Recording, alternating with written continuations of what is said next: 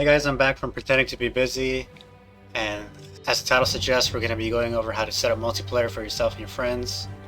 But before we get into it, I will quickly go over what's changed with the server, what's changed with the Discord, and just a few things here and there, odds and ends and whatnot.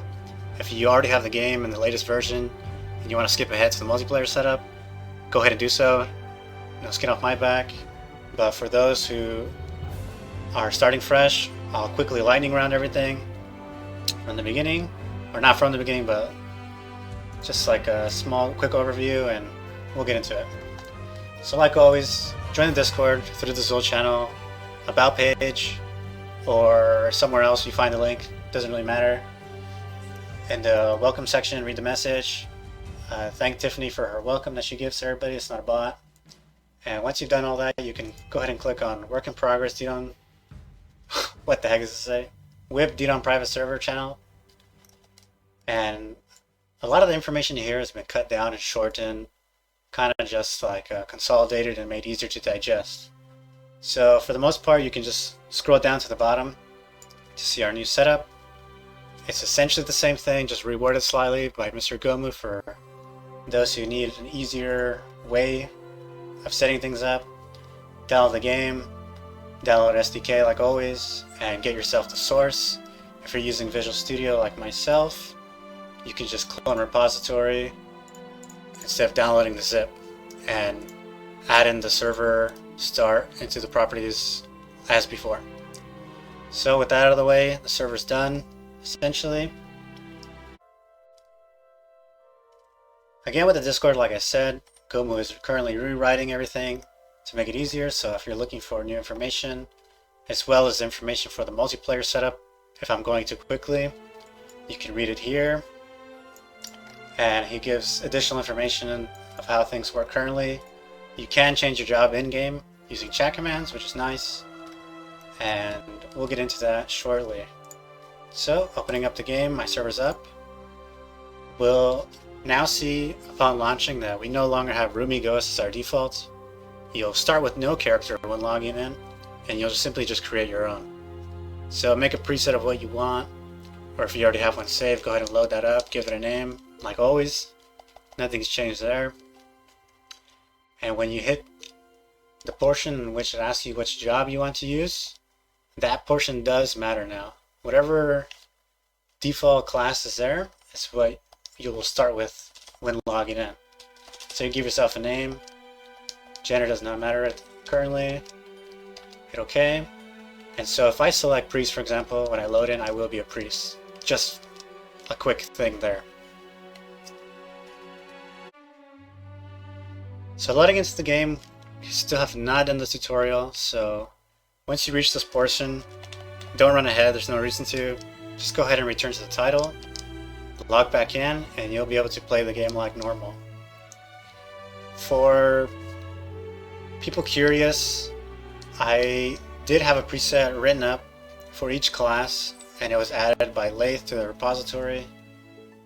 And if you wanted to change your armor sets and all that stuff, just like before, you can go to CLI bin debug.net files assets, and then go to your Risen, edit with Notepad Plus if you have that option. You can use regular Notepad as well, and these are the presets. They're all geared and armored and augmented, so if you don't feel like it, you don't have to. In game, you can simply just type /job and play any job you want. So we'll do /job warrior, and we instantly get the warrior equipment that is loaded into that preset.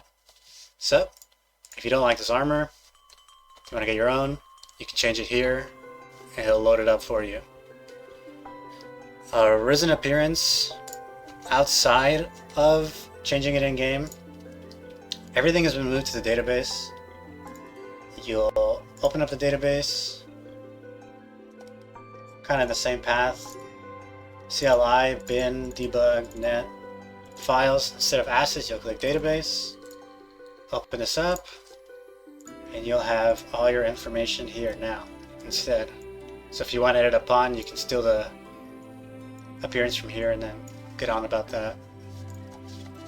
The skill swapper NPC still functions as shown in the videos. You can just walk up to him at any time and change your skills. One thing to note, if you are playing online, it may or may not be fixed by the time you're playing, but when you swap skills in a party, there might be a bug in which certain abilities will not be displayed and might not have the effect given to other players. So, most of the time you want to change your skills ahead of time before your friends join in, and it will cause less issues that way. Go /job fighter, now we're fighter, /job, oops, /job seeker, now we're seeker. One more quick thing, enemies. Since the gear is preset to 100 and the default is pretty low level, like before in the last tutorial video, you can simply just come to the Zul channel section in the private server tab, click on the pin, and download the CSV here so you don't have to edit it yourself. If you don't know where things are, once you do have the CSV, you can just go to the Zul channel, and any video you find on this channel has an enemy listed here like before. Quick shill, watch the videos, you know where things are at.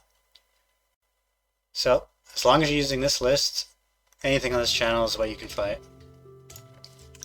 So with that all out of the way, we'll finally get into the important part people will actually give a shit about, which will be the multiplayer. I accidentally dropped my phone and you're blasted the microphone, so my bad on that one.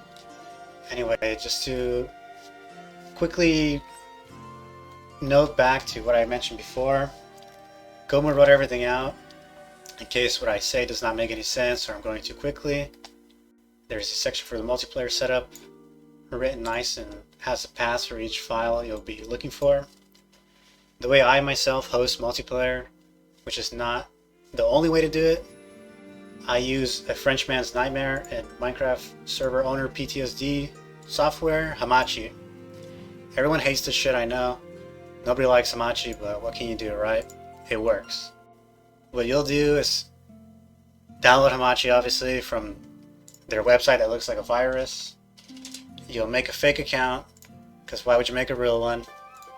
And once you get to this screen, you'll simply go to network, create a network, type in anything you would like. It could be game so fun, I don't know, whatever the hell you want. Make a password that your friends will remember. For Hamachi, if you have a free network, which is what everyone has, only 5 people can be on it at once, but it's a 4-player game, so it works out just fine. If you subscribe to Hamachi for whatever reason, you can have more, I believe, but that's up to you. If you don't want to use Hamachi, you can port forward. I myself do not know how to do it, so you're SOL on that.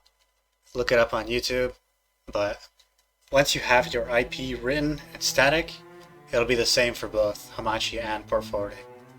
I do not know if Radmin works. We've had issues with it. Some people have had issues with it, not myself. But zero tier has not been tested. You can test it yourself and we'll see. So once you make your network, you'll have it listed here. You'll have your IP next to your computer name, and your friends will simply join an existing network. They'll get this prompt. They'll type in the garbage you put in earlier correctly, hopefully, and they'll be able to join your network. If you do have a VPN, it will not let you connect to the host. That is one issue with Hamachi. VPNs and Hamachi together cause a lot of problems, so you cannot have that. As written here, you'll place your IP in gameserverlist.csv, so we'll navigate to that. I have a shortcut, which is nice.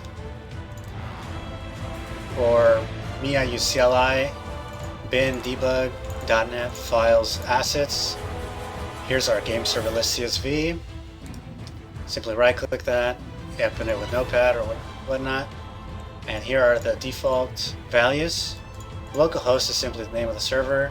You can name it World 13 for the memes. And the only portion that really matters is the 127.0.0.1. You'll change this to the IP provided by Hamachi, you being the host. Simply copy paste that into this section, and your friends, the joiners, on their start DDO local CMD, where it says localhost in this section, and further down the line, HTTP 127.0.0.1, they'll simply copy paste your Hamachi host IP into those two sections. So when you open it up, your Dragon's Dogma game folder, you can have multiple copies of the CMD, it's perfectly fine. I myself have a few copies because I joined multiple people's servers and whatnot. You can download Start DDO Local and just edit it with Notepad, Notepad Plus, either or. DDO.exe address, where it normally says localhost, like I said, grab your Hamachi IP, slap the shit in there. HTTP, grab your Hamachi IP, slap that shit in there. The joiners. The host does not need to do any of this because the host already changed it in their other section, gameserverlist.csv, so they'll be able to connect that as normal. And regardless of you port forwarding or using Hamachi, the CMD part has to be done. And the game serverless part has to be done. So I guess there's no fucking differentiating between the two. So, essentially that's it for the multiplayer. It's really that simple. Simple to us because we've done it, of course. But there don't seem to be any big issues. Like I said, the skill swapping stuff might be fixed, might not be fixed by the time you're playing. You'll, as an online group, be able to still use the /job feature. It does not matter if you're playing by yourself or you're playing with your friends. One thing that you will not want to do while playing with your friends is summoning pawns. It's just a lot of issues occur currently. Don't use them. You'll save yourself a lot of trouble and headaches. Quick advice on healer classes. You will want to have a healer now. If you're playing a 4-man, which is kind of, here nor there in terms of playstyle. For priests, you'll want to have Solus Riser P, so you can heal black HP. And then for Elemental Archer, you want Healing Flash P, I believe, and you'll be able to heal black HP. In Dragon's Dogma, Dark Arisen as well in this game, there is Gray Health, shown by a little white bar on the top left, which is recoverable by normal means, about 30% of it, with no buffs or anything. But black HP needs items. With everything being moved over to the DB, we currently do not have an item bag, so you'll need a healer to fill that role of healing black HP since we have no items. So pick one of your friends to be the healer, have fun with that. And the Hamachi stuff, the CMD stuff, that's honest to God all you gotta do to play together. Obviously your server host will be running their server through Visual Studio or through the publish, either way. And you'll see all the connections here. Each player who joins have their character name and whatnot. And that's really all there is to it, guys. If you want to save yourself the trouble of an enemy list, steal it from the Zul channel,